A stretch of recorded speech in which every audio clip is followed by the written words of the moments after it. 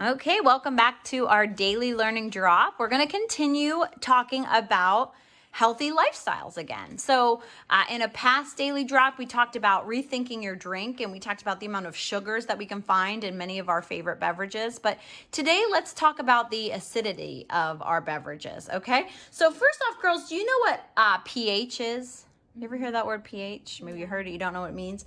Okay, that is actually the measure of the acidity or alkalinity of a solution. So anything with a pH above 7 is alkaline, and anything with a pH below 7 is acidic. So if you want to think about that on a scale, water, which is perfectly good for us, it is a neutral. So it's right at a 7, but battery acid, which is obviously very acidic, is at a 1. Okay, so when you think about acidity, the lower the number is the worse it is. So we're going to talk about some of your favorite drinks again, and we're going to see, last time we talked about the sugars in our drinks, but now we're going to be talking about the acidity. So when we talk about milk, okay, milk is one of Lily's. That is actually a pretty decent one. It is considered to have a lactic acid, so that makes it a little bit of an acidic. But do you know what it would rank between a 1 and a 7, Lily? What would you guess? Like a 3 or 2. 3 or 2? It's actually high. It's actually a 6.5 to a 6.7, which means it's not too acidic. That's a good thing. Remember, it's better to be higher. So, yeah, but it just has that, like I said, lactic acid, which just gives it that little bit of acidity. All right, let's talk about one of Lauren's drinks, her Gatorade, okay? What do you think your Gatorade is? Like a 5? 5? It's actually a 2.9. Okay, so that's pretty low. All right. How about go back to some of Lily's drinks? How about her Minute Maid lemonade? Like a 2. Oh, very close. 2.6. And how about your Coca-Cola? Like a 1 or 2. Actually 2.4. So yeah, now you're getting it, where it's lower, the higher the acidity. Okay, so why is this important? You're probably wondering why I'm quizzing you on this. And that's because of our teeth.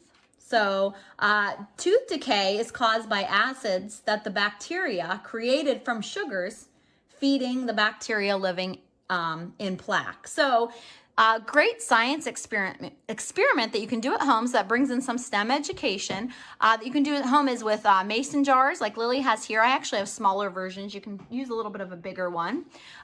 You want 3 of those. You want 3 eggs, and you want to take vinegar, milk, and Coca-Cola. You can use those 3 products, and you'll pour each of those items, each one in its own separate mason jar. Then you're going to drop an egg in there, close it up, and let it sit for a week, okay? What do you think is going to happen the following week when we open up and take the egg out?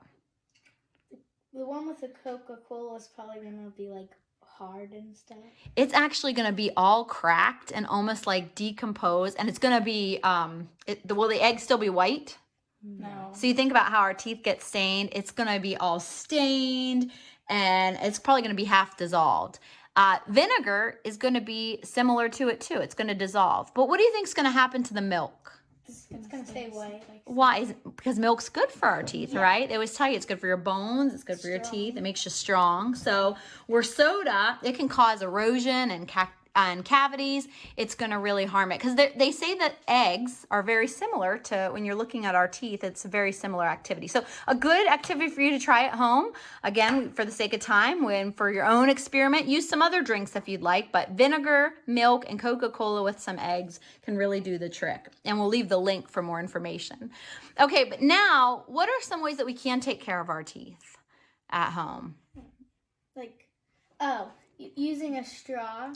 Yes, a lot of people don't think that, but using a straw can really help prevent damage to your teeth, because instead of when you take a sip out of of a glass and all that soda and all that acid hits your teeth right away. Instead, when you use the straw, it bypasses that. So that helps your teeth. How about something else you can do? Drinking water afterwards.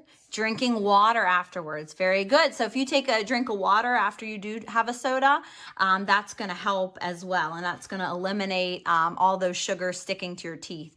What shouldn't you do right after you have a soda? Brush your teeth. And that's something that really surprised us, right? Because I would always assume you want to, brush your teeth right away, but actually that can be really harsh on your teeth. So you want to rinse out with the water, and then you don't want to brush your teeth for about 30 minutes to 60 minutes afterwards. So that's something interesting.